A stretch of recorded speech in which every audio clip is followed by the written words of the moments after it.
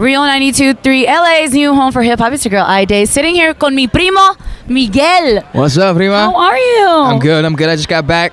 I was in Paris for a second, so I'm happy to be home. I saw you were out there for Virgil's debut, Louis Vuitton, historic moment. Absolutely. That was so amazing to watch, just to see him. Like, I don't know him, but you know him. How was that for you? Man, it was such a beautiful.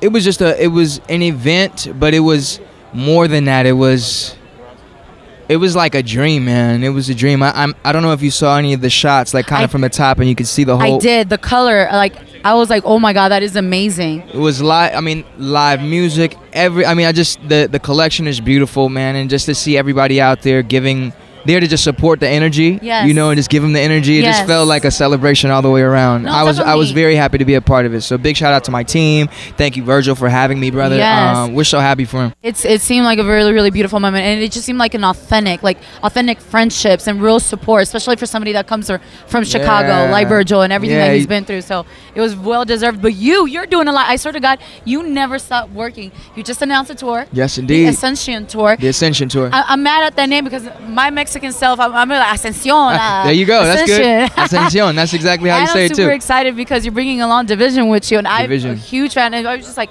wait, Miguel and Division, get out of here. How did that come together, Miguel? Was that your idea? It actually was. And my team, we kind of were looking at who was available as far as schedule goes. Okay. And once I saw that Division was available, 85, who's a part of Division. 1985, for those of you who don't know, we had a chance to work, so we already kind of had a great vibe. I love this. And so it just kind of came together. It just worked out. Yeah. I cannot wait. Yeah. I really love seeing just you continuing to work and just hearing your music. And another thing that I really love about you, Miguel, is that you always stay true to your roots. Like, you're always representing, you're always talking about social injustices. And actually, in your last album, you had already spoke about how you went to the detention centers. Right. So, like, for a lot of people that don't know that this isn't something that's just been going on, and you actually visited one of those centers. Yeah. How was that, Miguel? It was powerful.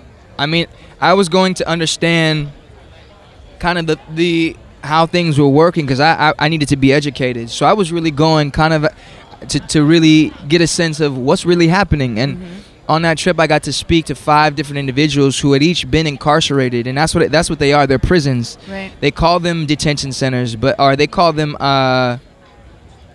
something else. They try and dress it up in a different way, the same way that they try to dress the children, the tender care units. Tender care, like, it's not tender care. There's nothing tender. That's about a prison. That is a prison built by the same people who build prisons for felons, for murderers, for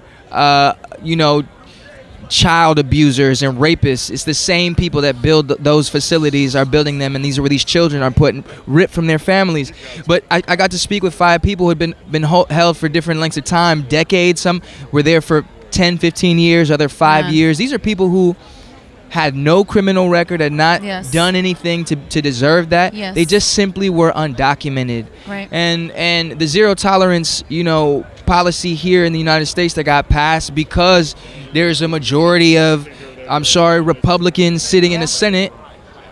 This is kind of the repercussions. So in November, when it's time for people to vote again for these people who will be sitting there to make these decisions, it's important for people to pay attention and to be pushing the right agenda, because this is what happens when we just let things fall through the cracks. Very, very well said. And I'm just going to keep my prayers up, and that the people are moving around and making sure that we are speaking up and being loud about it so that changes can happen. But I just always want to thank you for using your voice and to be that voice and representing. Like, that's the war and leisure of it all. We got to fight for what we believe in. And in those moments, even when sometimes it's a struggle, you have the peace of mind and know that you did the right thing. Yes. And that's why I wrote the album War and Leisure. So for those of you who want to celebrate and feel good, have to listen stay on high frequency. If you believe in these things, make sure you check that album out and come to the Ascension Tour. It's all high frequency. What else can your fans be looking forward to besides the tour? Because we want more. We always want more. You know what I didn't want?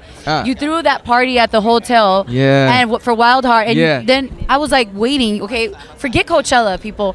Miguel did something that nobody has ever done before, and I was hoping that he was going to do this for War and Leisure. We're doing it again. Please, I'm waiting. We're doing it again. Like, people, like, if you didn't get to experience that, like I just want to get it right. Something really awesome. So yeah. Wild Heart Motel. Definitely you check that out. Yeah. Check it out. Well, we're gonna be looking forward to the tour. Thank you so much for stopping by. Come on. There you go. Ganamos. 2-0. Let's go. Let's go. It was 2-1. Oh, it was one at the end. I had to leave before South I Korea caught got that. it at the end. Thank you, Miguel. Big love. I did.